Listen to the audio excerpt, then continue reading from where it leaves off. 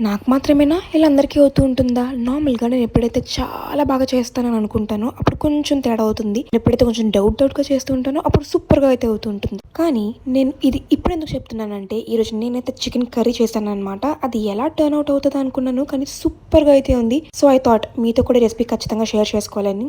ఇప్పుడు నేను చెప్పబోయే ఈ చికెన్ రెసిపీ అయితే మనకి లచ్చా పరాటా, రోటీ అలాగే బగారాతో అయితే చాలా బాగుంటుంది. కొన్ని ఇంగ్రీడియంట్స్ వేసామన్నమాట. దానివల్ల క్రీమీగా ఉంటుంది. అలాగే చికెన్ కూడా చాలా సాఫ్ట్‌గా కుక్ అయిపోతూ ఉంటుంది. ఇంకా లేట్ లేకుండా రెసిపీలోకి వెళ్ళిపోదాం. ఫస్ట్ అయితే చికెన్ తీసుకొని మంచిగా వాష్ చేసుకోండి. అదైపోయిన తర్వాత కొంచెం కర్డ్, కొంచెం సాల్ట్, కొంచెం చికెన్ మసాలా అలాగే కొంచెం కారం వేసుకొని పక్కన పెట్టుకోండి. చికెన్ కి కొంచెం ఇవన్నీ పట్టేలోపు మనము ఆ పక్కన ఫ్రైడ్ ఆనియన్స్ అయితే ఫ్రై చేసుకుందాం. మీకు పర్ఫెక్ట్ గా ఫ్రైడ్ ఆనియన్స్ ఎలా చేయాలో రెసిపీ కావాలంటే చెప్పండి. నెక్స్ట్ టైం అప్లోడ్ చేస్తాను. అండ్ ఏం చేసుకోవాలంటే ఫ్రైడ్ ఆనియన్స్ ఎప్పుడైతే ఫ్రై అయిపోతాయో ఒక మిక్సీ జార్ తీసుకొని దాంట్లోకి ఫ్రైడ్ ఆనియన్స్, పంకిన్ సీడ్స్ అలాగే సన్ఫ్లవర్ సీడ్స్ అయితే వేసుకొని ముందుగా బ్లెండ్ చేసుకోవాలి. అది అయిపోయిన తర్వాత కట్ చేసుకున్న టమాటో పీసెస్ కూడా వేసుకోవాలి.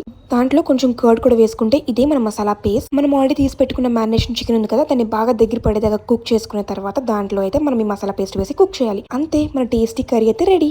This recipe is dedicated to all my 50 subscribers. By.